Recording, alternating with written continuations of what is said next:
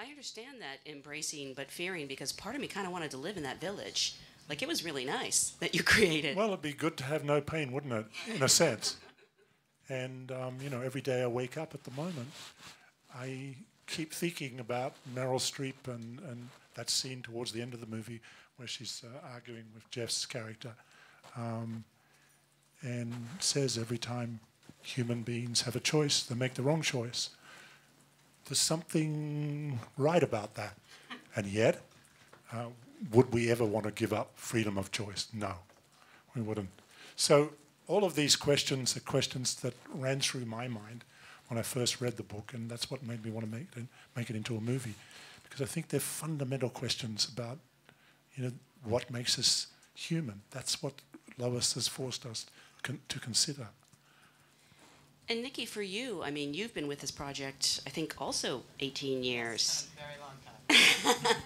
Since you were 10, apparently. I appreciate that. Since the birth of my first son, I will tell you, who's here today. So, what is it like to finally see it on the big screen? And, I mean, in a way, are you glad you waited? Because you wouldn't have had this cast otherwise. well, am I glad I waited? I am thrilled about the film we have now, and you can't make something happen before it's time. And evidently this was the time of The Giver. And I think what Jeff was saying too, it's every side of this film that we're proud of. From this incredible cast that we put together, to the cinematographer, to Philip, our captain, who just did such an unbelievable job. And to have the support of Lois, who has really been with us the entire way and helped us with the silliest of texts that Philip would send probably at midnight and then again at 6 a.m. the next morning. It's been a journey, but certainly one that's well worth it. And now we're really excited to give it to all of you.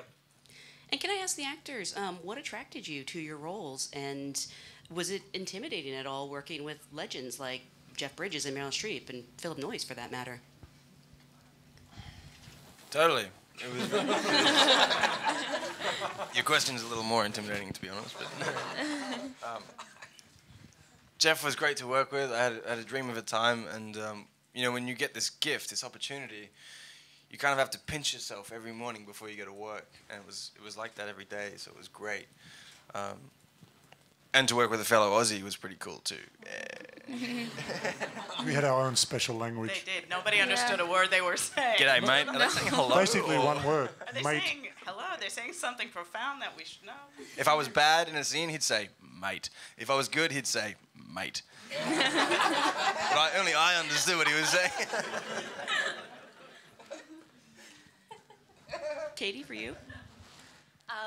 I was very excited to be a part of this film.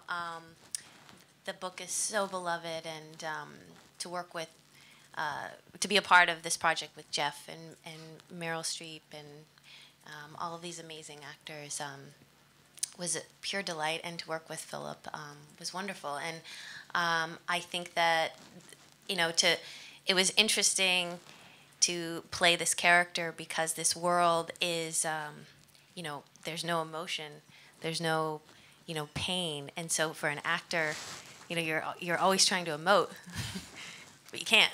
So it was interesting, and to play someone who, playing Brenton's mom and having him have these experiences that were so foreign to my character, and also being the guardian of the rules of this world was really interesting and quite a challenge.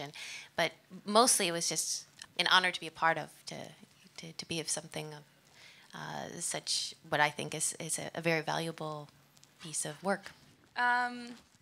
No, what everyone else has said, I think it's such an honor to work with these greats. And really, when you meet them, they're very relaxed and warm and make you feel really comfortable, because it can be really intimidating, and we had this kind of warm environment on set too. And working with Phil, my character takes such a journey too, because I'm not completely like the Giver and Jonas. I'm not fully feeling things, and I'm not getting memories, but still I start off really naive and happy and thinking that I'm in a good place, and then once I stop taking my injections, it's just kind of a state of confusion and I don't really understand what I'm feeling, and he's trying to explain it to me. And then towards the end, it kind of goes to anger because I realize the cruelty behind this community. So I think that arc was really interesting, and it's such a great story. So I'm really fortunate.